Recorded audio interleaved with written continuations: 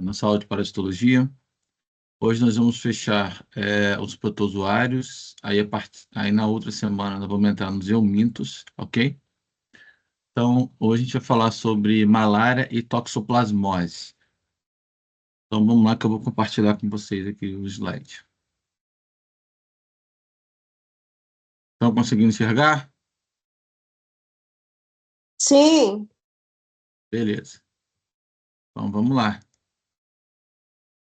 Começar falando um pouquinho sobre a malária.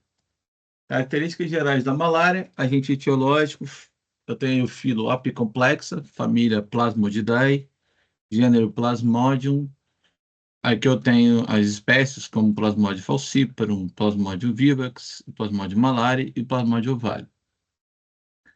Hospedeiro, vertebrado o homem e invertebrado é o inseto, o Anopheles. A gente chama de mosquito classificado como Anopheline, tá? Agora vamos lá para começar a matéria propriamente dita, né? Então, a malária é uma doença infecciosa aguda ou crônica, né? Transmitida por mosquitos e provocada por protozoários parasitários do gênero Plasmodium. É prevalente nos países de clima tropical e subtropical, também conhecido como sezão, paludismo, maleita, febre terçã e febre quartã. Ok? Até aqui já ouviram falar? Ou não?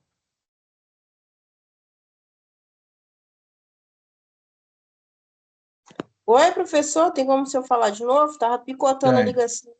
a ligação, ó. Ok, vamos lá.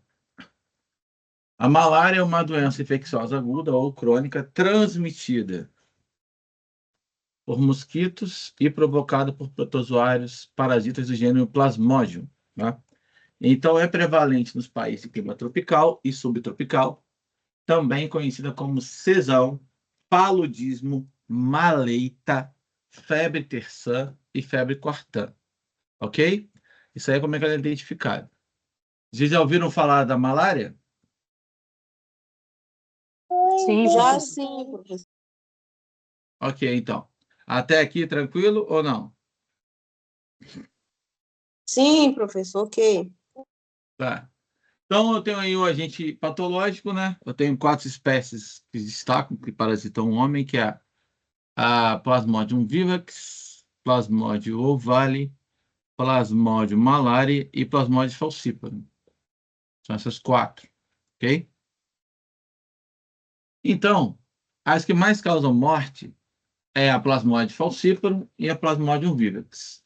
Mas a falciparum é a pior de todas. Olha aí, ó. Ela tem uma febre terçã maligna. A única maligna é ela. A única que pode causar, geralmente leva o indivíduo à morte, é ela. Ok? Quando eu falo que é uma febre terçã, pessoal, como é que funciona isso? É um dia sem ter sintomas. Ai, ai.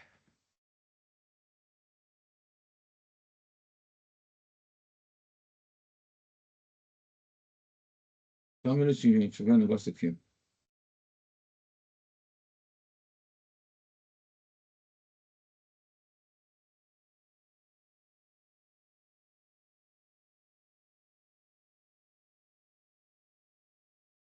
É isso aí. Repetindo aqui, tá?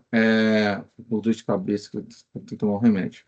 Vamos ver se melhorar. Você tá vendo? Um dia, então, gente, de febre e 2 dias sem febre. Essa é a febre terçã. E a febre quartã é um dia de febre e 4 dias sem. Ok? Ou não? Ok. Beleza? Gente, eu já volto. Só pegar um pouquinho de água para mim na minha garrafa aqui. Só um minutinho, eu vou voltar. Rapidinho.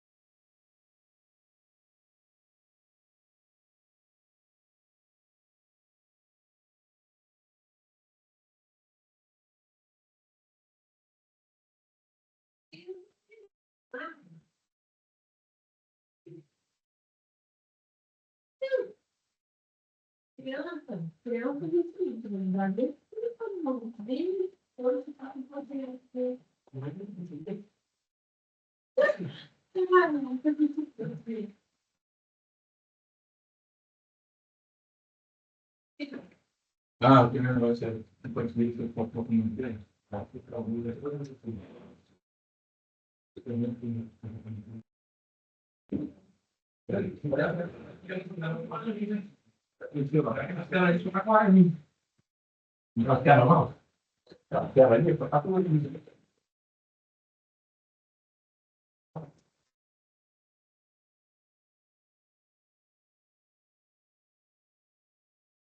Vamos lá.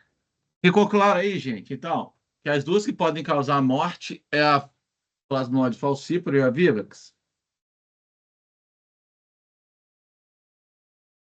Sim, professor. Beleza? Vocês entenderam Repete de essas? novo aí, professor, por favor. Eu falei que as únicas que podem causar morte. Bota pra cá. É a Plasmodium falciparum e o Plasmodium vivax. Beleza? Uma outra coisa que eu quero comentar é o Professor, seguinte. Vocês entenderam essa questão da febre terçã e febre quartã? sim, professor. Então, beleza. Então, tá. Professor, essa Oi. Plasmodium knowles é o quê? Embaixo da Vale. Plasmodium knowles, sei lá. Essa aí não é muito comum, não. Eu vou mostrar para vocês mais. Espera aí. Só sair daqui. Espera aí. Tem que mostrar. Só falar assim não vai dar muito certo, não.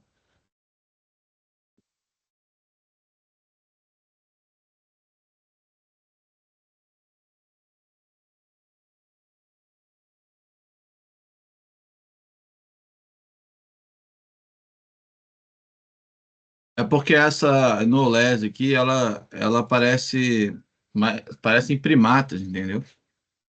Ela até contamina o homem, mas é mais difícil. Deixa eu ver se eu acho uma imagem aqui melhor.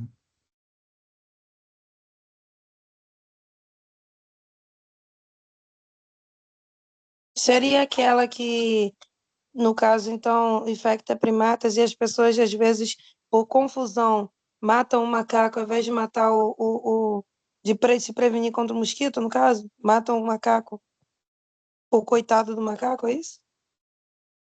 Achando que ele transmite? Não, não, isso aí também envolve outros, mas sim, essa aqui ela apresenta mais no macaco. Ó. Vocês estão vendo aí, ó. Tá? Geralmente ela fica lá no. Tá vendo? Afeta os rins dos macacos. Tá? É bem complicado isso aí, gente. Essa aqui é pouco comum, tá? É pouco comum. Mas ela pode contaminar o ser humano também. Só que tem um porém aqui, né? Ela tem. Ela vai ser uma febre terçã também, benigna também. Então, ela não é um grande problema, tá? Beleza? Mas o pior de tudo é essa daqui, ó. São essas duas. E essa daqui de cima, então, é a pior de todas. A falcipa. Tá bom? Quando tem essa espécie aí, o dano, o dano é bem mais complicado. Ok? Sim, professor. Então, gente, deixa eu ver se eu consigo. Então, olha só. Os vetores da malária, a gente chama de anofilinos, sempre, pessoal, toda vez que a gente falar sobre vetores e for um mosquito, é, já sabe que é fêmea, sempre vai ser a fêmea, porque somente a fêmea faz o reparto sanguíneo, ok? Somente a fêmea vai se alimentar para maturar os ovos. O macho não. Ok, gente? Sim ou não? Que eu falei. Sim. Beleza? Então, olha aí, ó. Família Culicidae, subfamília Anophelinae e gênero Anopheles. Tem 500 espécies, sendo que 70 são de importância médicas, como vetores, e 20 deles transmitem a malária humana. Não é tão pouco assim, não, né? Certo? 20 é um número a ser considerado, né? Certo?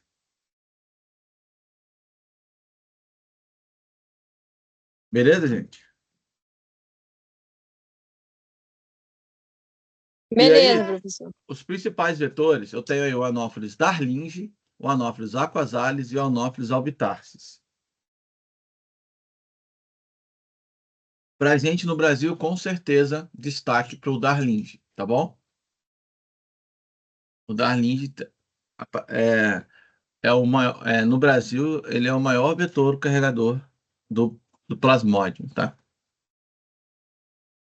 Olha aí, ó. Anopheles darlingi. Tem outros, aquasalis, albitarsis, o cruze, Anopheles bellator, mas o destaque é o Anopheles darlingi. Então, gente, morfologia e o hábitat, né? Então, os plasmódios, né? Eles variam individualmente em tamanho, forma e aparência. De acordo com o seu estágio de desenvolvimento e com suas características específicas, pode ser esporozoito, forma exoeritrocítica, merozoito, forma eritrocíticas, vou ter ainda também microgametas, macrogametas, ocineto e ocisto. Tudo isso aqui que eu estou falando agora faz parte do ciclo de vida, tá? Das formas obtidas pelo plasmódio, ok? A gente vai entrar um pouquinho mais de detalhe quando a gente for falar sobre o ciclo de vida dele, tá? Então, o habitat varia para cada fase do ciclo do plasmódio. Eu vou ter Professor, no... tá para mim no Google ainda. Peraí, então.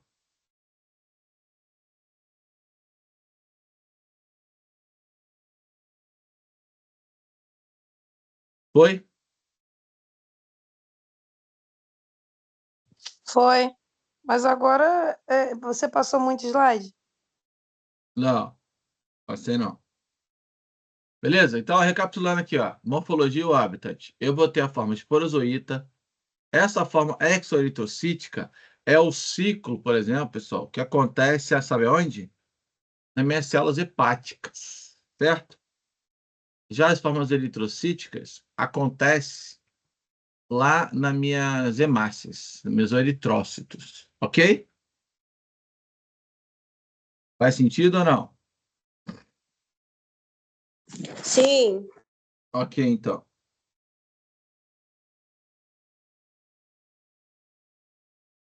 Beleza, gente? Então, o ciclo vai estar no homem ou no inseto. Tá? Para deixar bem claro, o caso da malária, o inseto vai ser o hospedeiro definitivo e o homem o intermediário. Mas por quê, professor? Simplesmente porque no inseto é que vai acontecer a reprodução sexuada e no homem é assexuada, certo? Ou não?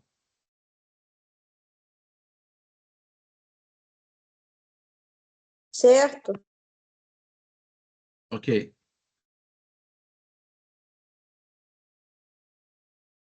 Aqui, gente. Opa. Aqui tem a imagem, né? Plasmodium falciparum. Forma trofozoíta, essas daqui de cima. Forma esquizoide, são essas daqui.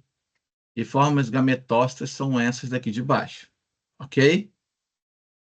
Eu vou só mostrar para vocês terem uma ideia como é que é a forma deles. Isso é a do falciparum, que é o mais letal. Albivax.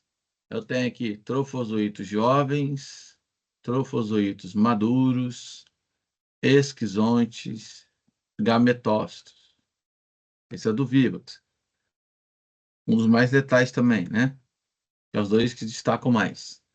Então, pessoal, vamos lá, né?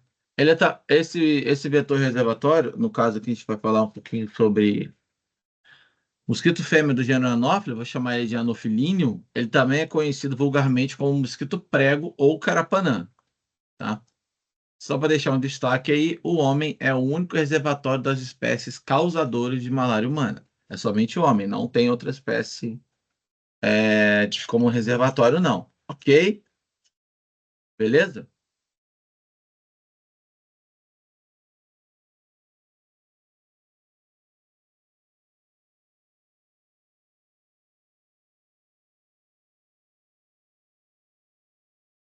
Certo ou não, gente? Tá que vocês estão conseguindo acompanhar? Certo, professor. Agora sim. Sim, professor. Então, beleza. Então, beleza. Tem aí, então, o modo de transmissão. Ó, a transmissão natural da malária ao homem se dá quando as fêmeas do mosquito Anopheline, do gênero Anopheles, parasitadas com esporozoítas, lá nas suas glândulas salivares, vão inocular, né? Vão fazer o repasto sanguíneo e elas acabam regurgitando essas formas de esporozoítas do plasmódio, ok? E vai acabar infectando durante o repasto sanguíneo, ou seja, conforme ela vai se alimentando do hospedeiro. Certo? Tranquilo até aqui?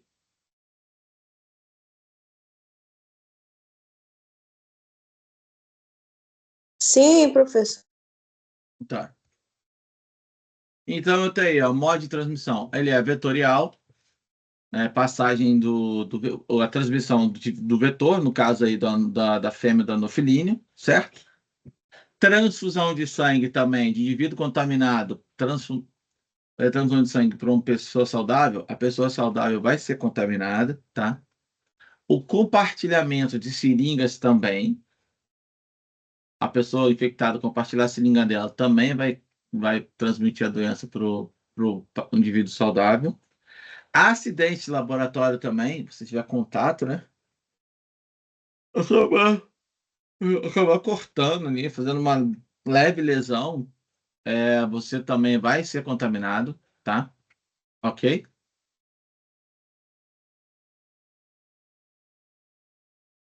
Ok, professor. E a malária congênita? O que é exatamente essa malária congênita, gente? Seria quando passa de mãe para filho? Isso daí, exatamente isso. Ok? Ficou claro isso, gente? Vocês entenderam como é que são as transmissões?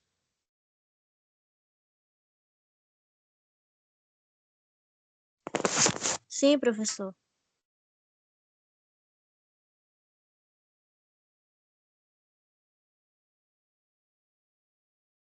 Ok. Então, olha aí, ó. Eu tenho um ciclo heteroxênico. Por que eu falo que eu tenho um ciclo heteroxênico? Por quê?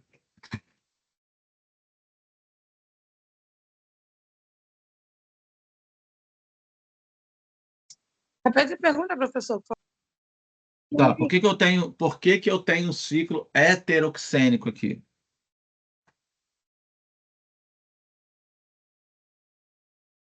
Alguma coisa relacionada àquele negócio de heterotráfico e autotráfico, não, né? Não, nada a ver. Nada a ver, não. Vocês sabem, gente.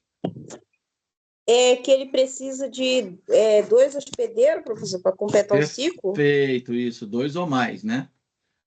Porque aqui Ih, eu tô professor, falando. O esse negócio aí. que que foi? Não ouvi. Como é que é? Fala de novo, eu não te ouvi. Por que que Eu eu tô? esqueci. Ó, tem que Eu lembrar disso aí, esqueci gente. total, assim, né? Viajei. Tem que lembrar disso daí. Tem que lembrar disso daí. Isso é importante, hein? Isso é básico da parasitologia. Isso aí, eu tenho dois. O que que eu tenho? Quem que são os dois? O homem, que é o hospedeiro intermediário, e o mosquito anofilíneo fêmea, que é o hospedeiro definitivo. Então, são dois hospedeiros, o intermediário e o definitivo, ok? Vou ter uma reprodução assexuada por esquizogonia, ou seja, uma vai dar origem a vários, tá? Vai se multiplicar. Vou ter um hospedeiro vertebrado, que no caso vai ser o homem. que vai ter a reprodução sexuada, e a reprodução sexuada vai ser no hospedeiro invertebrado, que no caso é o mosquito, o anofilíneo. A fêmea, claro. Ok?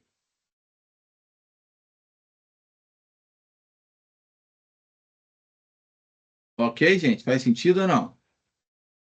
Não, professor, para mim não fez, não entendi nada. Ó, repetindo, pessoal.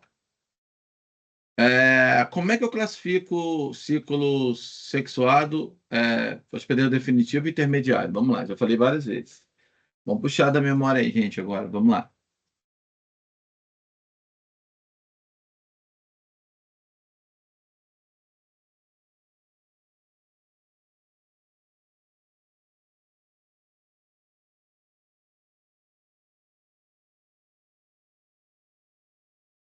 E aí?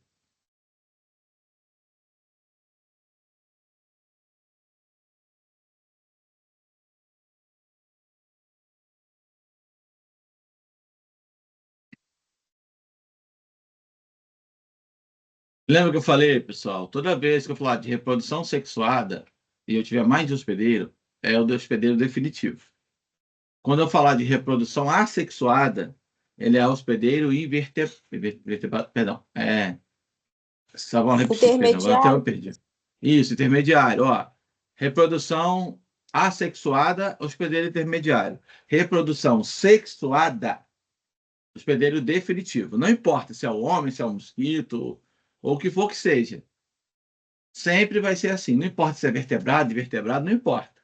O que importa é sexuada ou assexuada a reprodução. Isso sim, eu vou classificar se ele vai ser hospedeiro definitivo ou hospedeiro intermediário. Ok? Melhorou agora?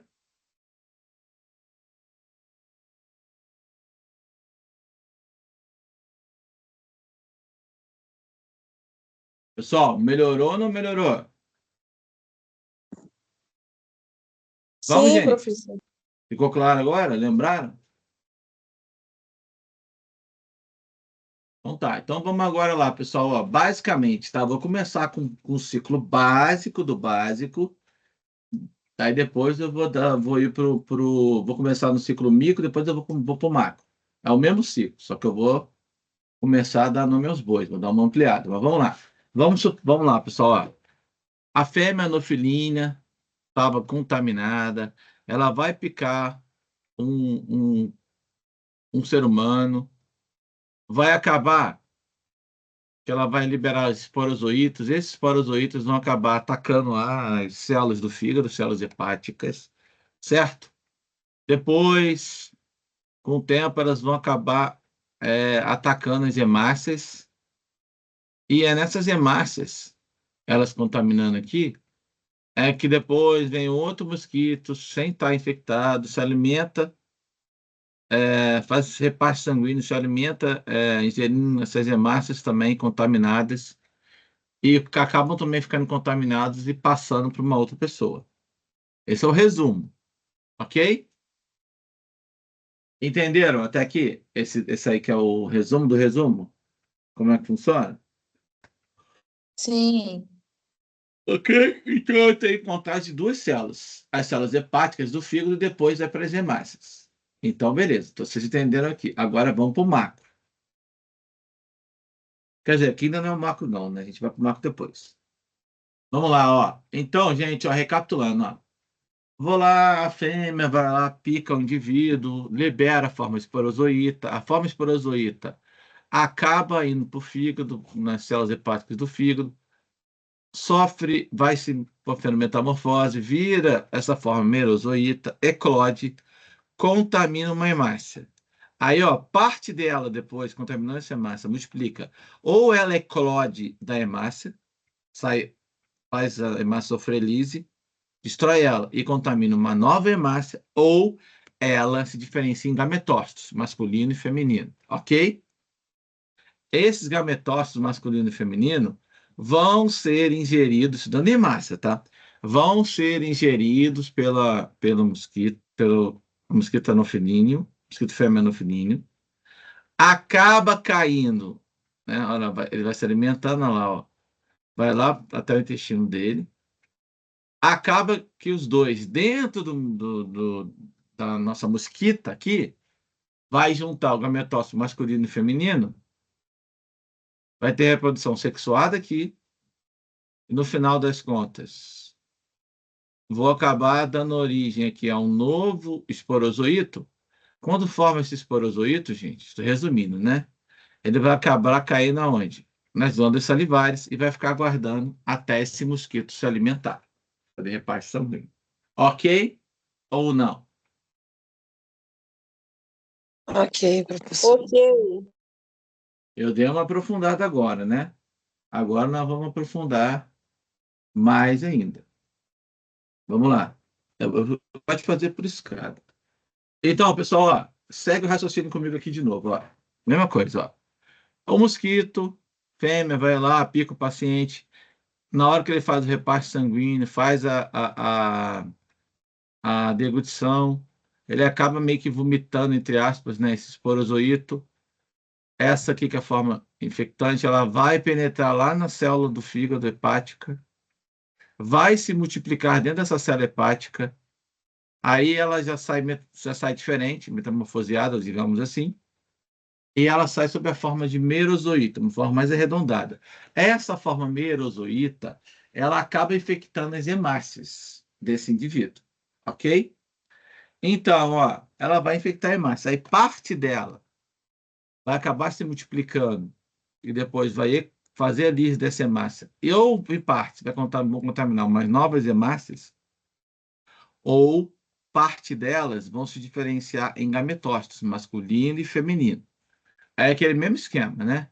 Aí vem a anofilina fêmea, acaba fazendo repasse sanguíneo, acaba puxando para ele o gametócito masculino e feminino. Lá dentro dela, lá no intestino, vai juntar o gametócito masculino com o feminino. E primeiramente eu vou formar o chamado ocineto, certo? Peste de ovo aqui.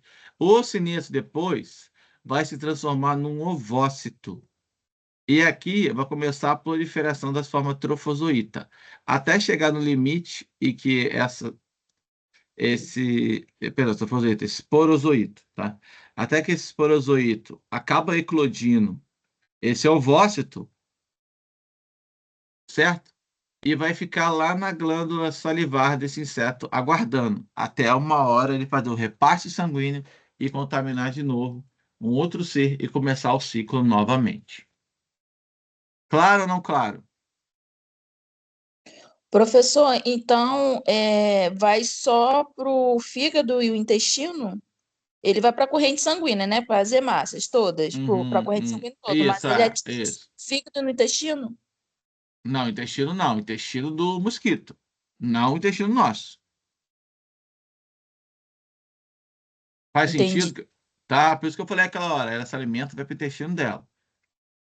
Quer dizer, vai para o intestino, só que depois ele retorna, ele cai e vai para as glândulas salivares, faz todo um retorno. Ok?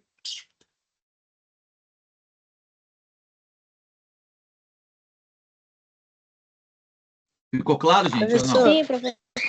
Oi, Sim. pode falar. Você pode repetir a primeira parte, que é antes de ir para o intestino do mosquito?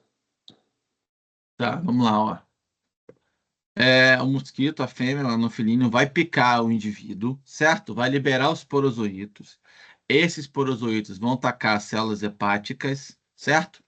Dentro das células hepáticas vão se multiplicar, ok?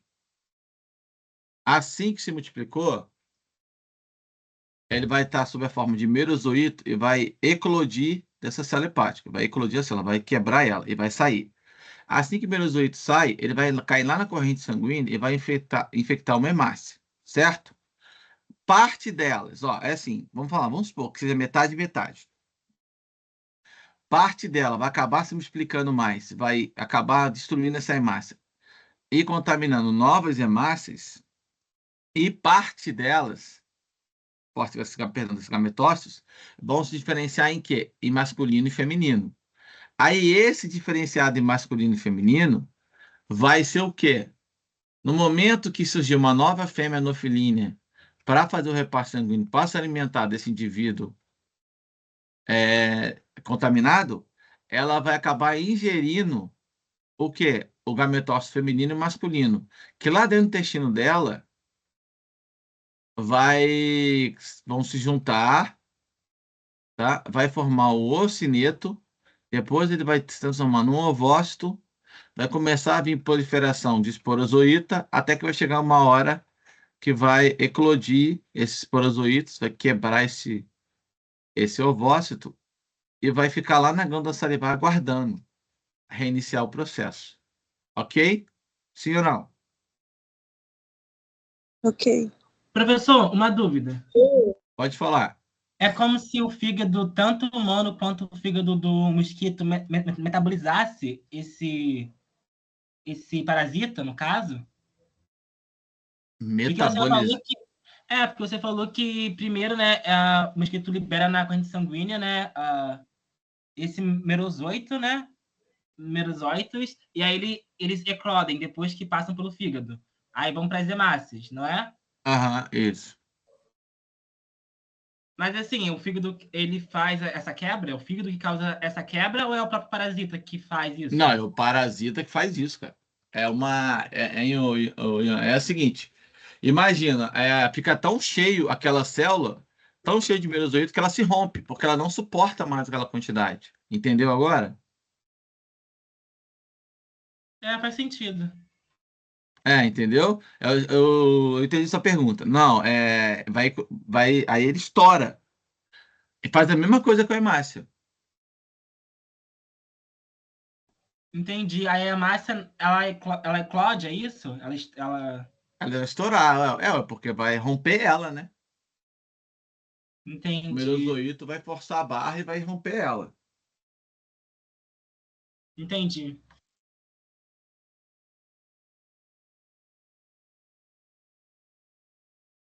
Beleza? Beleza. Professor, só para. Desculpa, Pode mas falar. então esse processo é só no fígado do ser humano? No fígado e na corrente sanguínea, né? Sim, na corrente sanguínea, mas afeta o órgão só o fígado, no caso.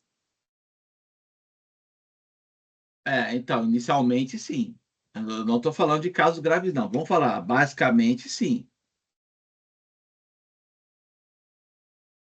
Entendi. Tá? Porque dependendo do quadro imunológico, infelizmente, pode acabar afetando outros órgãos. Tá bom?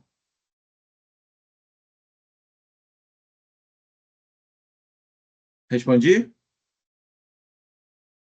Sim, professor, obrigada. Nada. Ian, ficou claro o que eu falei? Ficou mais claro ou não? Ficou sim, professor, ficou? Então, show então. Beleza, gente? Vocês entenderam agora esse ciclo? Faz sentido para vocês? Sim. Professor, então o parasita ele sempre vai agir tanto no fígado e na corrente sanguínea, tanto do ser humano quanto do mosquito, né? Tá, vamos lá. É porque. No mosquito vai no fígado. Não é no fígado, não, cara. O mosquito ele passa pelo sistema digestivo dele primeiro. Depois ele vai para as glândulas salivares. Entendeu? Então não passa a ir para a corrente sanguínea do mosquito, não? O que acontece? É porque ele Dele? não tem exatamente uma corrente sanguínea, ele tem uma chamada hemolinfa, né?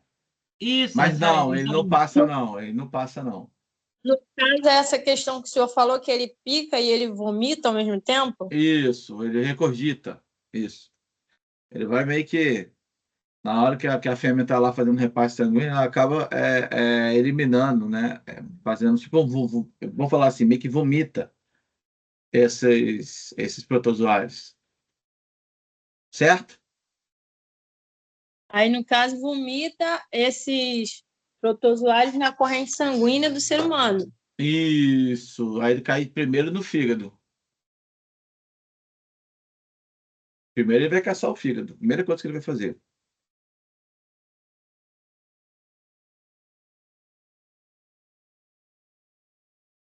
Certo? É. Gente, mais alguma pergunta? Não, professor. Tranquilo? Professor, então, Pode falar. eu achei muito interessante, porque o meu grupo e eu, a gente está fazendo como tema malária, do seu trabalho que o senhor passou. E aí, Certo. pesquisando, né, sobre essa doença, né, esse parasita, eu descobri que esse parasita pode atingir o cérebro da pessoa, causando a famosa malária cerebral, que é a forma mais assim, grave da Isso doença, aí. né? Eu achei muito Isso. interessante. Isso aí, é que eu falei com você, na questão da baixa imunidade, né? O indivíduo acaba se proliferando e atingindo outros órgãos. Perfeito. Isso aí. Beleza? Só que os casos mais graves, gente, não acontecem aqui no Brasil, não, tá? Acontece na África. Vocês sabem disso, né? Sim, professor, é por conta da pobreza, né? Da falta de saneamento básico. São vários fatores juntos, né? Fatores socioeconômicos e socioambientais que favorecem a propagação do mosquito lá. Isso, infelizmente, é muito triste. O povo africano sofre muito, muito, muito, muito com. Enfim, né? Agora tem que ficar falando que me entristece. Me entristece bastante. Vamos então continuar, gente? Ou vocês querem perguntar mais alguma coisa? Fica à vontade, tá? Estou aqui para tirar dúvida, mas vamos lá. Mais alguma pergunta?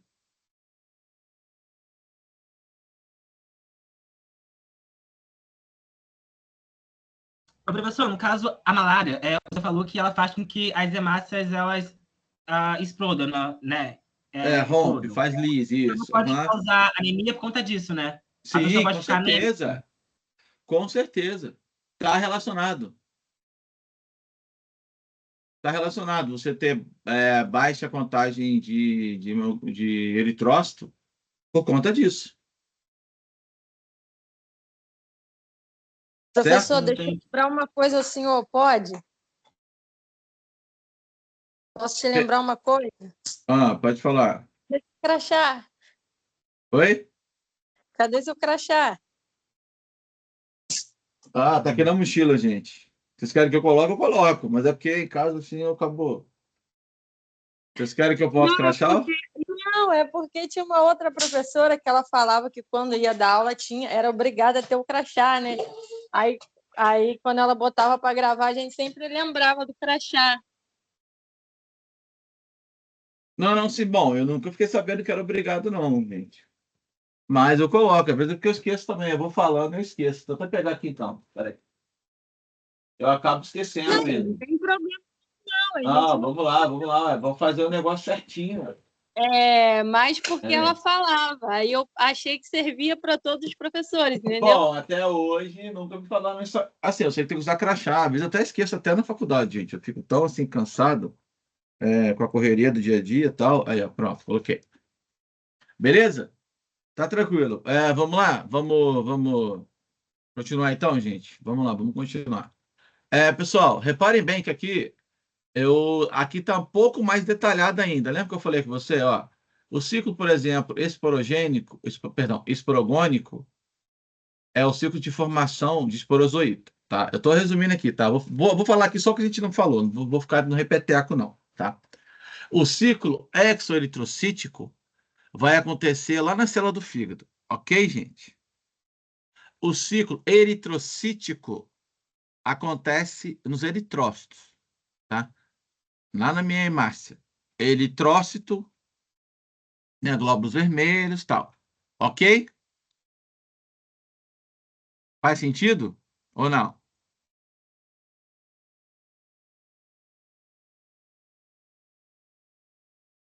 Pessoal? Pode repetir, por favor? Vou repetir. Vamos lá, ó. E ciclo esporogônico. Lembra ciclo o quê? De formação de esporozoítos. Está vendo aqui? Que é o que acontece lá dentro da fêmea anofilínea, que é do mosquito fêmea aqui. Ok? Ó, esporogônico. Produz o quê? Libertação de esporozoítos. Certo? Quando eu chamo de ciclo... Oi. Isso lembra tipo de gônadas, das gônadas sexuais, né? Que produzem espermatozoide e óvulos, né? Seria essa mesma lógica? Então, isso aí. Lembra de gônadas sexuais. Isso, do macho e fêmea também. Isso aí provavelmente dito é isso mesmo, tá? Eu vou ter aqui o encontro, né, dos gametas masculino e feminino, no caso do microgameta e do macrogameta, ok? O micro é o masculino, o macro é o feminino. Isso aí. Isso aí, Ian, certinho, tá? Então, é onde vai acontecer aqui o ciclo esporogônico, onde vai acontecer o que é o ciclo sexuado, certo, gente? Quando eu falo de ciclo exoeritrocítico, é fora, fora. Eritrocítico é o quê? Fora da minha massa, que é no fígado, certo? Faz sentido ou não faz sentido o que eu tô falando?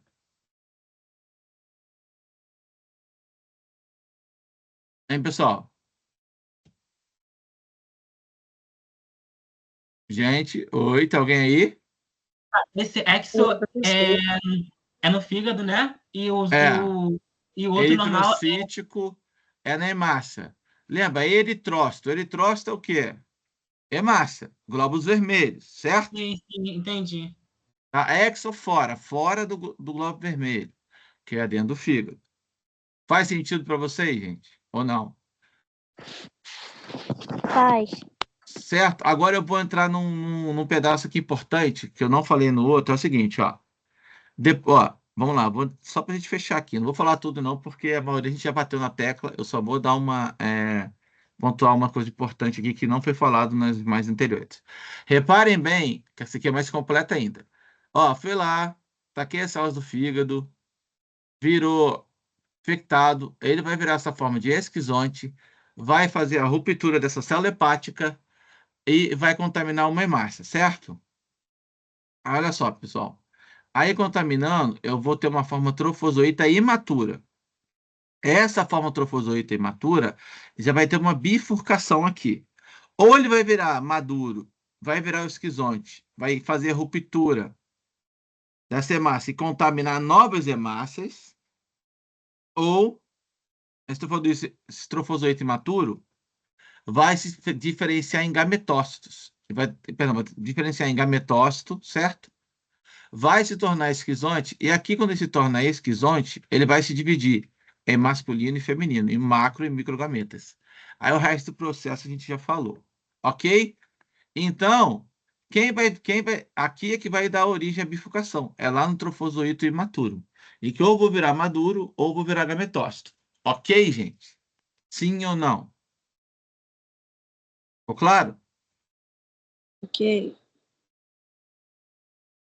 Professor, essa parte, quando ele faz um outro ciclo que vira esquizoide, não, Esquizonte? Aham. isso. Você poderia me explicar novamente, por favor? Tá, eu falei o seguinte. Trofozoito imaturo, ou ele vai virar maduro, ou ele vai virar gametócito. Quando ele vira maduro, vai formar o chamado esquizonte, que vai multiplicar, dividir em várias células. No caso aqui, a minha massa não vai aguentar e vai acabar eclodindo, vai acabar rompendo. Aí parte deles, esses que estão rompendo lá dentro da circulação sanguínea, vai acabar contaminando uma nova hemácia. Ok? Ok. Agora, quando ele vai virar, a outra parte, vamos dizer assim, vai acabar se transformando num gametócito. Aí, de novo, mesma coisa, vai ter forma de esquizonte, só que depois que ele se torna essa esquizonte, ele vai se diferenciar em macrogametas e microgametas, que é o masculino e feminino. O resto é parecido com o que a gente já tinha comentado. Beleza, gente? Ok? Beleza, entendi.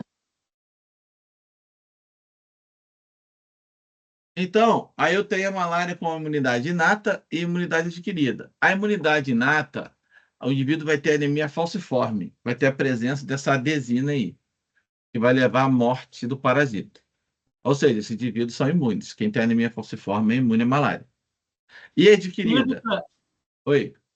Quando a Eu gente ia estava falar pesquisando, isso. a gente achou isso muito interessante. Aí a gente resolveu incluir também no nosso trabalho essa questão da anemia falciforme, né? Que a pessoa tem uma doença, né? Mas pelo menos ela é imune à outra, né? Exatamente, né?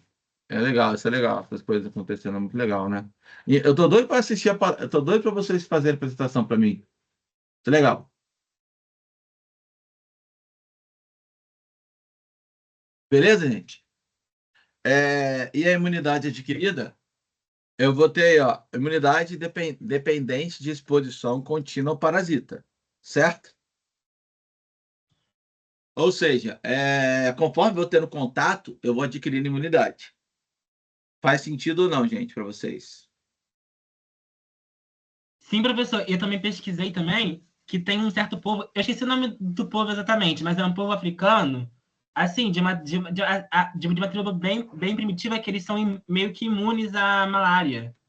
Eles não sabem dizer o porquê, eu esqueci o nome, vou ver aqui. Aí eu te falo depois. Mas eu achei muito interessante, porque de tanto que eles tiveram, parece que eles criaram uma certa imunidade a essa doença, entendeu? A parasita. Uhum. Beleza. É legal, isso é legal, gente. Essas coisas são interessantes. E aí, entenderam a diferença de imunidade inata para imunidade adquirida? Sim ou não?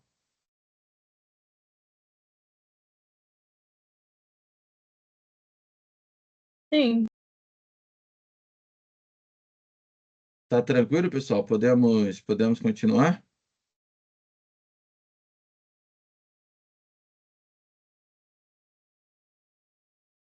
E aí, podemos prosseguir, gente? Qualquer coisa, vocês falam, hein?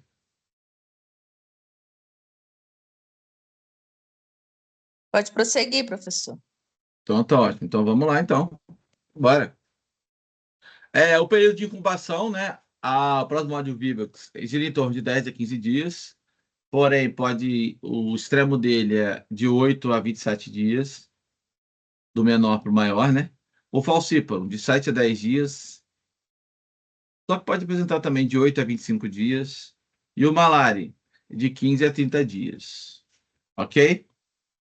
É o tempo de período de incubação de cada um deles. Patogenia e sintomatologia. Vai ter a destruição das hemácias parasitadas. A Lisa, a gente comentou sobre isso já, né? Esse protozoário vai produzir citocina, vai produzir a chamada endotelietoxicidade e resposta inflamatória sistêmica, né? Ou seja, posso gerar uma resposta inflamatória sistêmica por conta dessa toxina aqui, que é liberada por esse protozoário. Ok?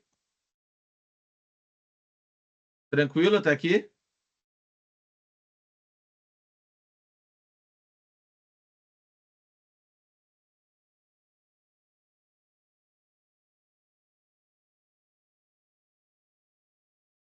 Tranquilo, gente? Sim, professor. Beleza, então. Aqui eu vou ter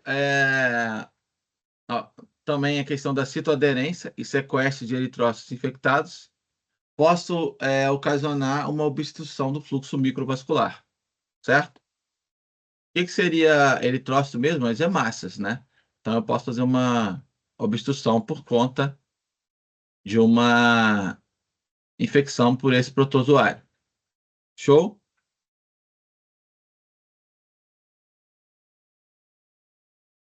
Aqui falando, né, da invasão das hemácias pelo plasmódio, somente o plasmódio falciparum, tem uma produção de 40 mil merozoítos nos hepatócitos, tá?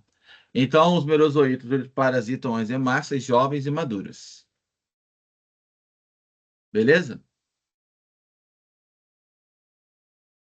Beleza, professor.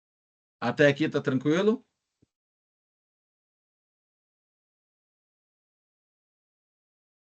Gente, o quadro clínico, né? Só para ressaltar, lembra que eu falei com vocês? A gente não pode fazer diagnóstico de protozoário somente pelo quadro clínico, porque tem vários tipos de protozoário que causam os mesmos sintomas, né? Eu tenho aqui, ó, febre intermitente, que é aquela febre que vai, passa, né? Ela começa, depois ela para, ela começa, depois ela para, né? Posso causar calafrios, dor de cabeça, dores musculares e taque cardíaco, ok?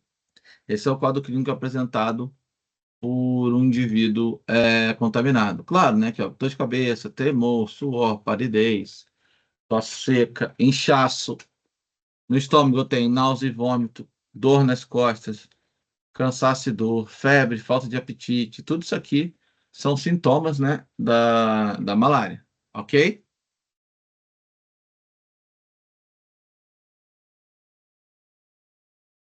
E eu tenho aí o meu quadro clínico, né? Eu tenho uma tríade clássica, como febre, calafrio e sudorese, beleza?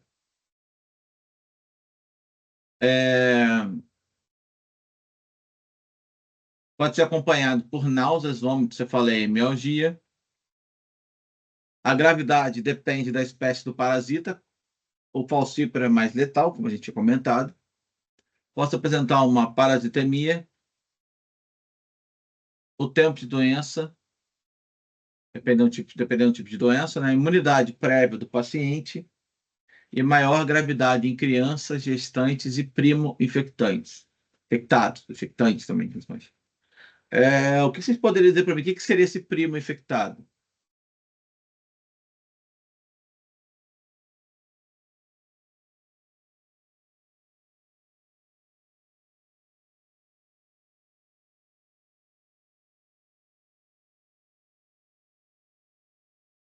E aí, gente, o que seria esse primo infectado?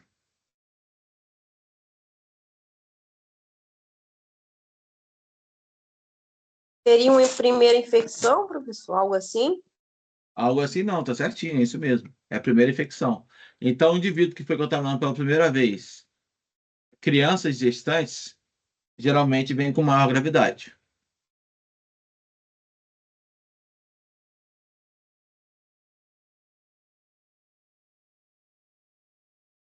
Ok?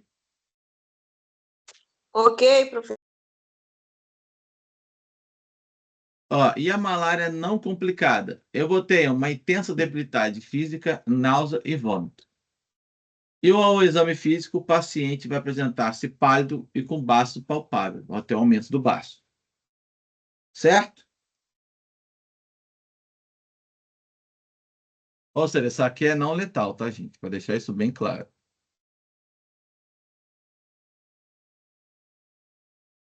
Show? Ficou claro para vocês ou não?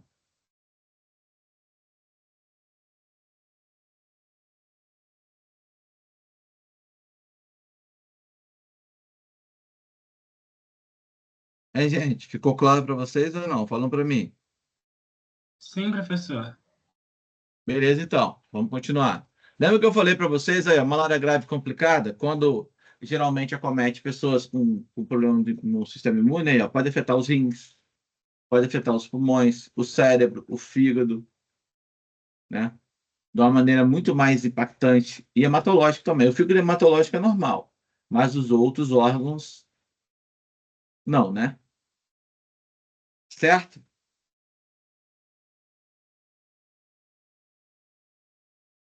Olha aí, ó, eu botei, posso ocasionar uma anemia grave, nefropatia, hemoglobinúria, hipoglicemia, hepatosplenomegalia, malária cerebral e morte. Casos mais graves nas crianças e nas gestantes. Ok até aqui? Sim, professor. Quando estava fazendo a pesquisa para a montagem do trabalho, eu estava lendo os sintomas que a malária cerebral causa, né? Que a malária pode causar quando ela atinge o cérebro de uma pessoa. Aí estava escrito lá que pode causar convulsões e problemas cognitivos até. Isso. Verdade. Isso é interessante, né? Essa situação. Você começa a entender melhor como é que funciona. Beleza? Olha aí, eu tenho aí hemólise, anemia, né? Vai ter baixo número de. Cadê? Porque há muita morte de hemácia, né? Posso apresentar um edema também no pulmão. Beleza? Olha aí, ó. Malária cerebral, insuficiência renal aguda, pode acontecer, né? Hipoglicemia, icterícia e imunoglobinúria. É muito sintoma, né, gente? Antes de eu passar, tranquilo até aqui essa parte de sintomatologia? Tranquilo ou não? Falam para mim. Tá conseguindo, até o momento, tá fluindo legal ou não? Tá fluindo, professor, tá fluindo. Ok, então. Então, vamos embora, né?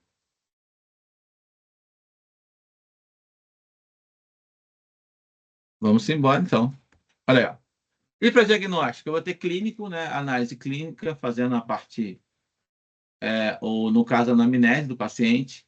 Laboratorial, através de esfregaço ou gota espessa, e eu posso usar também o PCR, que é para identificar o DNA desse protozoário, certo?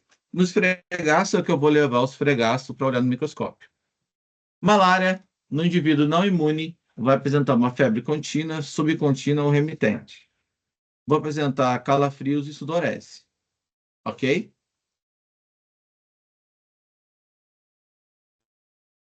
Diagnóstico parasitológico, hemoscopia, gota espessa, esfregaço, olha aí, para eu poder identificar, ver o que tem dentro do sangue desse indivíduo.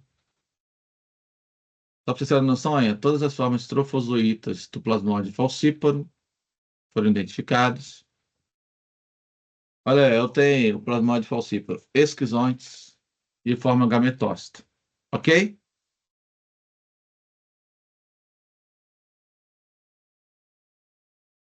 Ok. E aqui é do Vivax.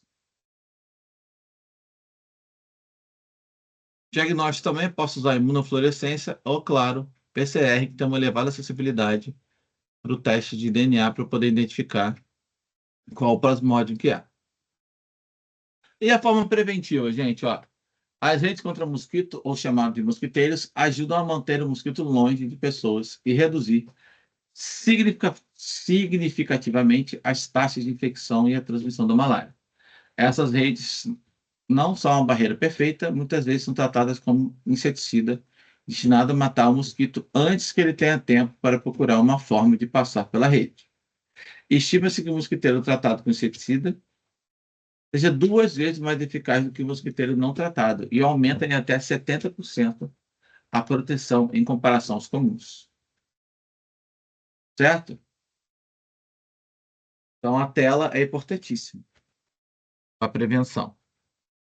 Uso também de cremes repelentes de insetos também são eficazes, são mais caros que as redes, mas também quem tem condição vai colocar. A roupa deve cobrir a pele nua, mais completamente possível de dia, né? O mosquito não tem tanta tendência de picar o rosto ou as mãos, onde os vasos sanguíneos são menos acessíveis. Geralmente ele gosta de picar as pernas, os braços e o pescoço, onde tem vasos sanguíneos mais acessíveis, certo? E se eu fizer drenagem de pântano e outras águas paradas, é uma medida de saúde pública eficaz também. Por quê? Por que se eu drenar pântano e águas paradas é uma forma eficaz também? Falam para mim, eu gostaria de saber. Pode repetir a pergunta, professor, por favor? Sim, eu perguntei o seguinte.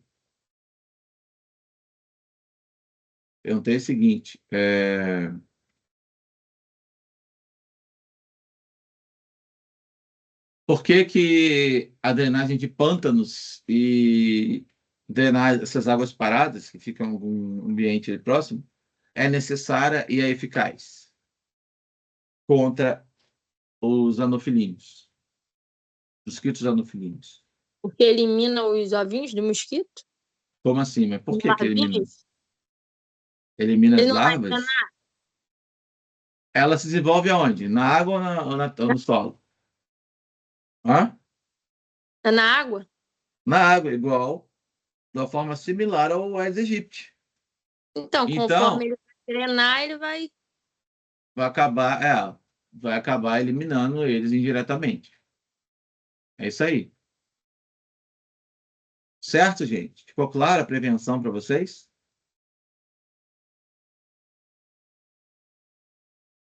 Sim. Ok, então. Só que a melhor medida até o momento é a erradicação do mosquito Anopheles, que transmite o parasita plasmódio que causa doença. A melhor maneira é eliminar essa praga aí. E o tratamento da malária visa atingir o parasita em pontos chaves do seu ciclo evolutivo, dos quais podem ser didaticamente resumidos em... Ou seja, gente, olha só. Por isso que é importante a gente conhecer o ciclo, para poder interferir no ciclo. Olha aqui, ó. A interrupção da esquizogonia sanguínea, responsável pela patogenia e a manifestação clínica da infecção, destruindo as formas latentes do parasito no ciclo tecidual, na forma hipnozoíta, onde aquela etapa em que vai entrar dentro da célula do fígado, lá, está dentro da célula já, tá? Das espécies Vivax e Ovale, evitando assim recaídas tardias. Interrupção da transmissão do parasito também pelo uso de drogas, que vai impedir o desenvolvimento das formas sexuadas dos parasitos, dos gametócitos também. Ou seja, eu vou interromper, sabe aquela etapa final em que a fêmea acaba se alimentando? E eu vou ter a gameta masculino e feminino, macro e micro, que ela vai acabar ingerindo. Então, eu posso acabar eliminando essa etapa. Não fazer isso. Com isso, eu vou interromper o ciclo. E ele vai acabar morrendo também, porque ele não vai conseguir se proliferar. Faz sentido ou não para vocês, gente? Falam para mim, por favor. Faz ou não faz sentido? Faz, professor, mas como que acontece isso? A medicação? Peraí, gente, um de cada vez. Ficou meio contorcido. Como é que é? Repete para mim, por favor. Fala de novo, gente. Vai lá. Então, eu perguntei, esse tratamento é feito através de medicação para conseguir fazer essa interrupção? Sim. Através de medicação. Ok? Alguém falou alguma outra coisa depois que ficou meio... Eu te peço para você repetir, professor, a explicação. Tá, eu falei o seguinte. Aqui eu vou usar o medicamento para interromper essas etapas, para impedir a proliferação deles. Igual aqui, ó. Ou eu posso destruir as formas latentes do parasito lá na forma hipnozoíta, que está dentro do intracelular, ou está dentro da célula hepática, dentro da hemácia. Eu tomo o medicamento e elimino, certo? Acabo destruindo essa forma hipnozoíta, ou eu posso também eliminar as formas gametócitas, ou seja, eu tomo um medicamento que vai agir diretamente nessas células gametócitas, ou seja, eu vou eliminar o microgameta e o macrogameta. Aí, com isso, a fêmea não vai puxar, não vai ter o ciclo sexuado dentro dela. Isso vai interromper o ciclo. Ok ou não?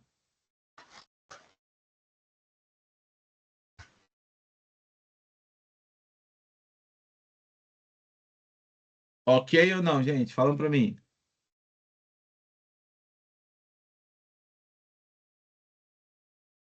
Ok, professor.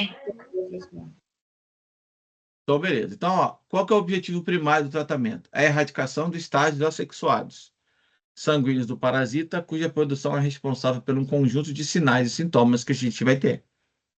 Certo? A preocupação inicial é essa. Porque é o que a gente sofre. A gente sofre por causa das formas assexuadas. A sexuada não causa problema pra gente. Ok ou não? Sim, professor, faz sentido. Tá bom? Então, só um exemplo aí, tem antibióticos e antipalúticos. Esses antipalúticos, pessoal, são os remédios específicos para combater a malária. Aí tem exemplo aí, cloroquina, primaquina, mefloquina, quinino, artesunato e doxiciclina. São os medicamentos utilizados, ok?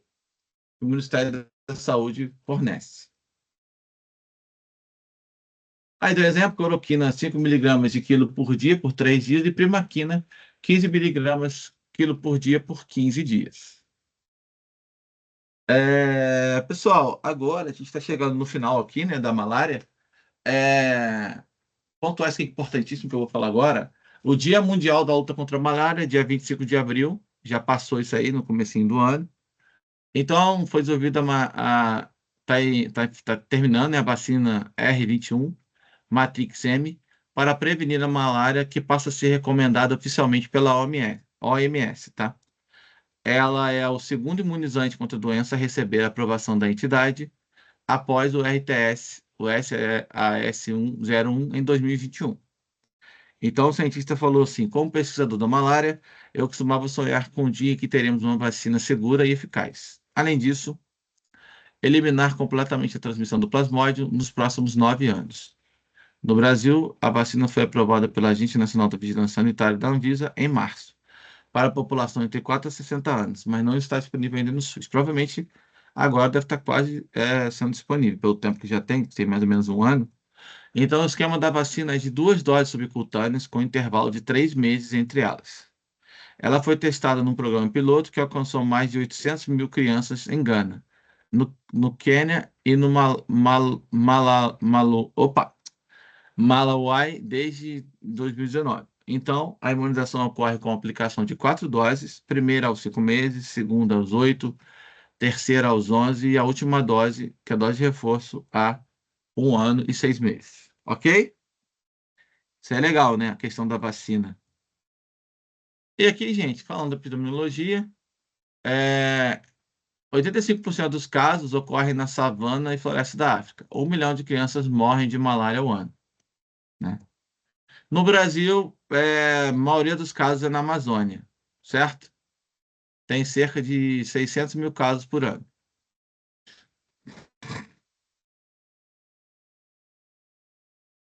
E esse aqui é o nosso mapa mental para ajudar vocês nos estudos. E é isso. Gente, tranquilo? Aí, tranquilo, não fala para mim, tranquilo não tá, mas assim, ficou mais ou menos claro, pelo menos? Ficou, professor. Assim como eu já tinha pesquisado sobre o tema, a sua explicação ajudou a reforçar, sabe? Entender melhor. Uhum. Show. Beleza, gente? Mas qualquer coisa vocês falam, tá? Se a gente voltar, coisa. A gente recomeça aí. Mas vamos lá, então. Eu posso prosseguir, gente, no o nosso último da noite, para a gente fechar com chave de ouro, os protozoários patogênicos?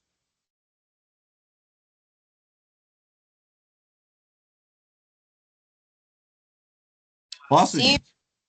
Qualquer coisa vocês sim. me falam. Então vamos lá. Toxoplasma gondii agora. Toxoplasmose, hein? Vocês conhecem de falar. Taxonomia, Toxoplasma gondii, reino, protista, filo, protozoa, classe, apicomplexa, ordem, Eucocididae, família, Sarcostidae, gênero, Toxoplasma, espécie, Toxoplasma gondii. Agora vamos começar aqui, né? Então, a parasitose comum pode ser grave em certas situações, ainda mais no caso de gestantes e indivíduos com HIV, infectados com a toxoplasmose, que é o nome da doença, né? A infecção pode ter como hospedeiro intermediário vários mamíferos, principalmente é o homem. Então, aí, ó, já sabe que eu tenho aí um ciclo heteroxênico. Como homem, como hospedeiro intermediário, a gente pode acrescentar o rato também como hospedeiro intermediário. O hospedeiro definitivo é o gato, ok? Olha aí, ó. Os felídeos são os mais infectados. O gato, visto que ele é um animal domesticado e frequentemente transmite a parasitose ao homem. Até aqui, tranquilo? Sim. Beleza. Os felídeos ou felinos são os únicos animais em que o protozoário pode completar o ciclo. Eles são os hospedeiros definitivos, ok? Os animais como o homem apenas podem manter a fase assexuada. Eles chamam de hospedeiro intermediário. Então, os felídeos ou felinos são infectados ao ingerir o hospedeiro intermediário com toxoplasmose, que é o rato. E isso faz com que eles eliminem os cistos imaturos nas suas fezes. Quem que vai eliminar os cistos imaturos nas suas fezes? O rato ou o gato? O gato, professor. Exatamente, o gato, porque o gato matou e está se alimentando do rato, não é isso? Ok? Ok. Ô, professor, mas assim, no caso, esse parasita da toxoplasmose, ela fica na corrente sanguínea do rato ou não? Ou fica só no intestino? Não, do rato no intestino não. No rato ele fica nos tecidos. Nos tecidos e no gato? Tipo assim, ele ingere, né? E vai Uhum. ficar também no intestino, mas também vai pro sangue O dele gato, também? sim. Não, sangue não. No gato vai para o intestino. Ah, entendi. E no Por ser isso que humano? elimina. Tá. E no homem vai Então, para onde? No homem? Então, no ser humano, eu vou falar isso já já. Pode ser? É que eu vou entrar nesse detalhe agora já. Deixa eu só terminar aqui o raciocínio aqui. Show? Mas ficou claro até aqui a questão do o rato também ser intermediário, gente? Ficou claro ou não, gente? Sim. Sim. O professor, e tem. O povo fala assim: ah, fulano pegou a doença do rato porque bebeu água contaminada. Cara, Porque tava depende com qual doença rato. do rato, porque tem muita doença que o rato transmite. A Toxoplasmose. mais comum é a toxoplasmose Isso. e a leptospirose. É. Essa daí, leptospirose. O pessoal fala assim: ah, fulano bebeu água com o xixi do rato e ficou doente com a doença do rato. E falar isso é mais os antigos, né? Uhum, mas pode. É. Geralmente, né, leptospirose é ferida, né? Se tiver alguma ferida lá, tiver contato. Mas bem que pela ingestão também Tá, pode acontecer, né? Aqui em Saquarema teve enchente. Aí eu tenho uma vizinha bem antiga que ela falava assim: não fica nessa água, vocês vão pegar a doença do rato. É, a leptospirose, sim, pega sim. Vocês podendo ter uma ferida, algum lugar de entrada, penetra na pele, você se contaminado. Ficar na água assim, quando dá enchente, não é legal, não, gente. Não é Professor, aconselhável, não. onde eu moro não tem pra onde correr, não. Ou é água, ou é água.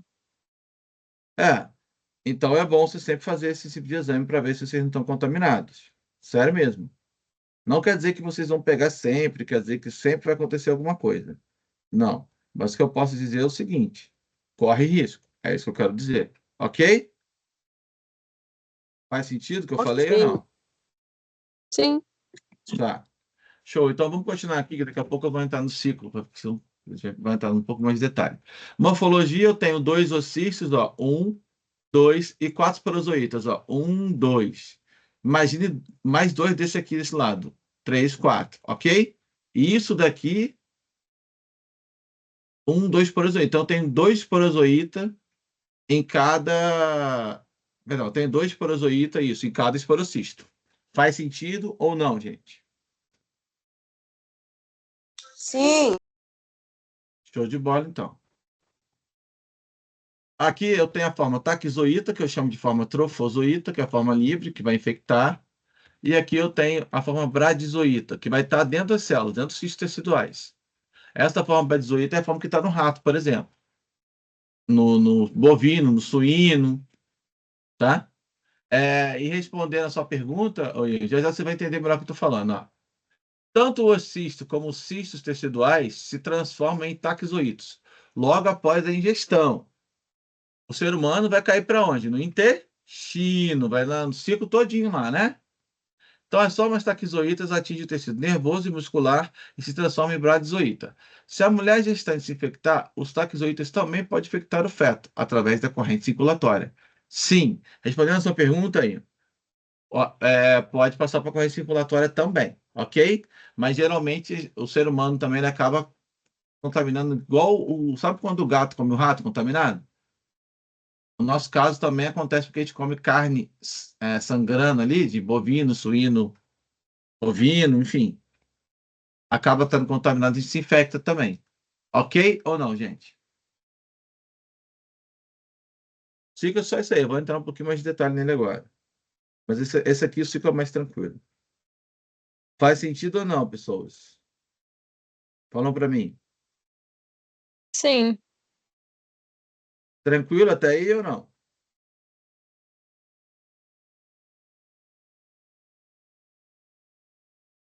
Sim, professor. Então, assim, porque também a toxoplasmose, ela também pode ser passada da mãe pro bebê, não pode? Pode, com certeza. Pode sim. Tanto que tem acompanhamento. A mãe sempre tem que fazer exames para saber se não contraiu. Por isso que geralmente eles fazem a mãe tomar todo cuidado.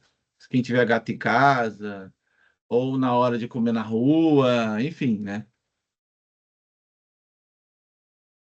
Sim, onde eu trabalho, eu acompanho algumas pessoas que têm essa doença. Ou tiveram, né? Você quer dizer, né? Ou tem ainda? Sim. Aí eu vi, tipo assim, porque eu vi mais casos assim, porque lá onde eu trabalho eu ouço mais casos de mães que têm e passam pros filhos, sabe? Acho que é através da Uhum. placenta. Sim. Deixa eu te fazer uma pergunta. Você trabalha com o quê? Você é técnico? Então, eu não sou técnico, não, mas eu trabalho como secretário no SAI. SAI é o Serviço de Assistência Especializada. Sim. Aí é Entendi. especializado em certas doenças, como toxoplasmose, HIV, tuberculose. Entendi. Interessante. Bom que você já tá já com meio caminho andado, então, né? Tá explicado, então, né? Você já tá safro já, né? Você não começou a pegar isso agora, não. Você já tá já há um tempinho já. Não é isso? É, pode dizer que sim, por enquanto. Já tá afiado já. Você já tá afiado já. O professor, o Ian é o aluno mais estudioso. Além de trabalhar na área, ele é muito estudioso. Então, Ah, eu sabe sei, muito. Eu conheço. Ele é um dos mais participativos da minha aula. Eu conheço, ele é muito bom aluno, sim. Bem esforçado, estudioso, né? Show, gente. Alguma dúvida aqui ou podemos continuar?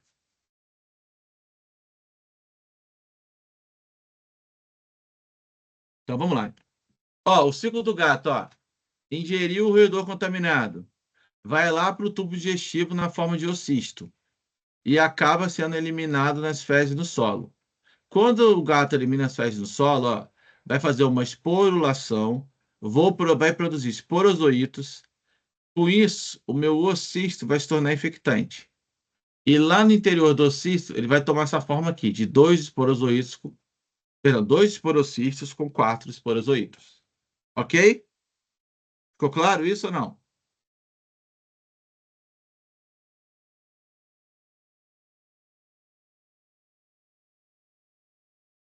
Hein, gente? Ficou claro aí ou não? Fala para mim, para eu saber. Claro ou não, gente? Professor, isso daí só dá no gato? Não, a gente acabou de falar. Pode causar. A gente pode ser contaminado também. Eu fui ali rapidinho trocar a fralda da bebê. Então, não, pode dar no pessoal também. A gente estuda o que pode causar. Geralmente, o que a gente vai entrar em detalhe vai envolver o ser humano. Entendeu? A gente não estuda, a gente É, eu não vai sei que estudar. envolve o ser humano. Eu sei que envolve o ser humano, mas eu queria saber se o único animal que transmite é o gato ou se o cachorro também transmite. Não, cachorro não. Né? Mas se você, na verdade, se você comer também carne crua de bovino, de suíno ou caprino, ovino também, você pode ser contaminado. Carne crua. Igual quando o gato come o roedor, sabe? Sim, Tá bom? Respondi? sim, professor. Beleza. Então, olha aqui, gente, ó. O homem ingeriu o ocisto contaminado pelo Toxoplasma gondii. Esse ocisto vai se romper lá no intestino, vai acabar invadindo a mucosa, tá? Vai acabar diferenciando na forma taquizoíta, que é a forma trofozoíta, vai acabar se dividindo em várias vezes através da sexuada, multiplicando, uma vai dar origem a várias, acaba rompendo a célula hospedeira, certo? E esse processo se repete N vezes, várias vezes vai fazer isso.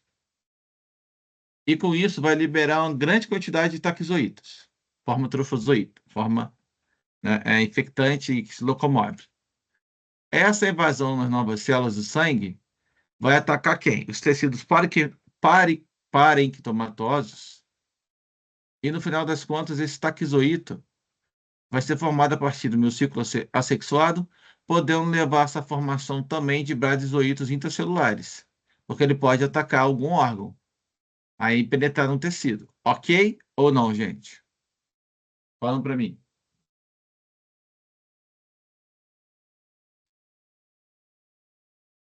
Ok.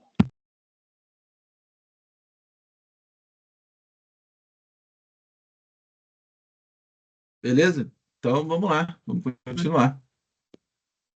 O taquizoítos no órgão reproduz assexuadamente, formando os chamados bradizoítas, que vão ser cistos teciduais, vai infectar o homem, tá? Através de quê? Ingestão de carnes bovinas, caprinos e suínos. E ovinos também, né? Provocar reação inflamatória e imunológica com formação de anticorpos que vai limitar o crescimento desse cisto. Então, o cisto vai ficar latente enquanto o nosso sistema imune estiver bom, normal. A partir do momento que acontecer alguma queda do sistema imune, pode acabar reativando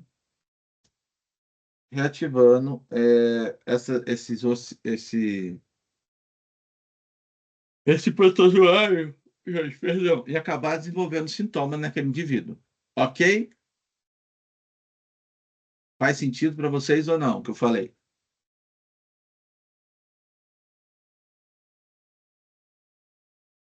Sentido, professor. Show? Vamos continuar então. Qualquer coisa vocês me falam. O exemplo aqui, cisto tecidual contém na forma bradizoíta, né? Olha aí, ó. Eu tenho também aqui agora a patogenia dele, ó. Doença febril, febre e manchas pelo corpo, como sarampo ou rubéola. Pode haver sintomas localizados nos pulmões, coração, fígado ou sistema nervoso. Posso fazer uma linfadenite, ou seja, vou ter presenças de ínguas. Posso ocasionar uma doença ocular, e a doença mais comum no paciente com boa imunidade.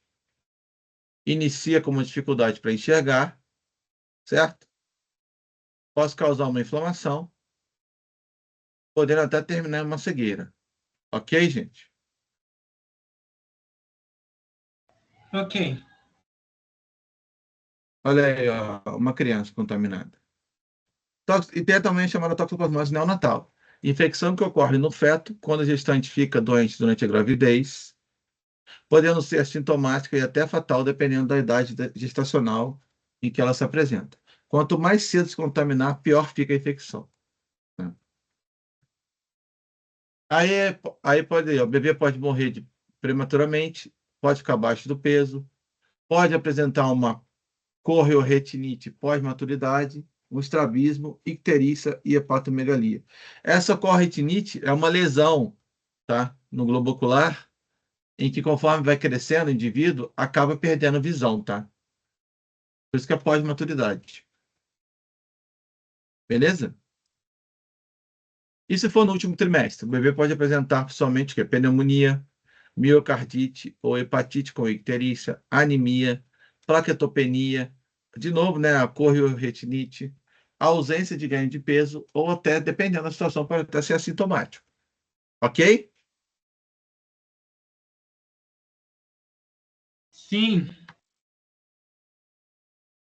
E no segundo trimestre, o bebê pode nascer prematuramente, mostrando sinais de encefalite com convulsões, pleocitose, glóbulos brancos aí, né?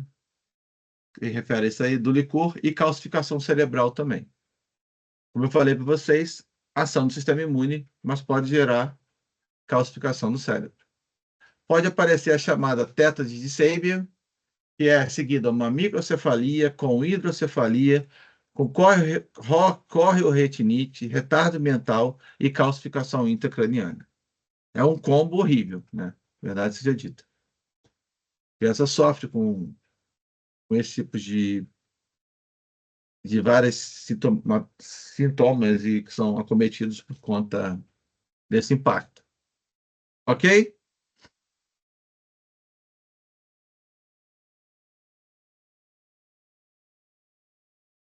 Ok, professor. Tá bom, então.